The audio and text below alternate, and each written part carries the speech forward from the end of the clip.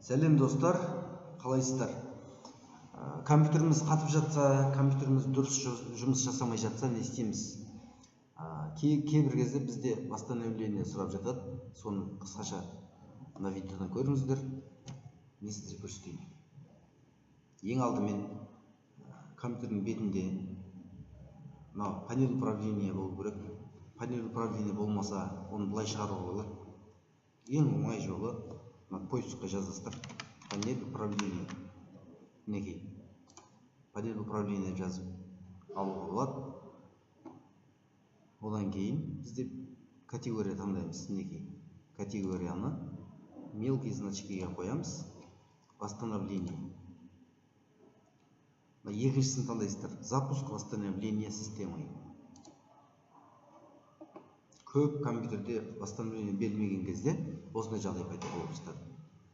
Эту возможность дегенге басамыз. Бұл жерде біз настроить етіп аламыз. Мінекей. Отключен деп тұр ғой, оны включен жасаймыз. Включен защиты системы.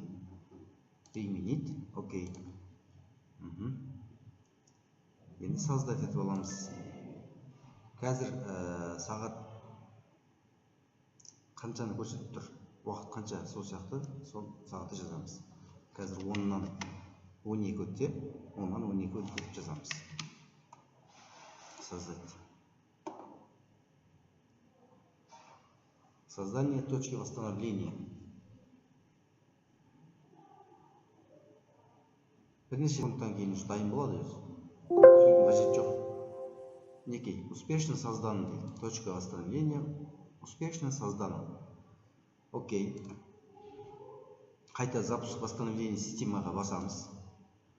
Неге далее батырмасын басамыз. Енді далее батырмасы шықты. 03 11 25 10-нан 12 өткенде біз қолмен жасадық қой, настройт еттік қой. Соны түсіріп жібереміз.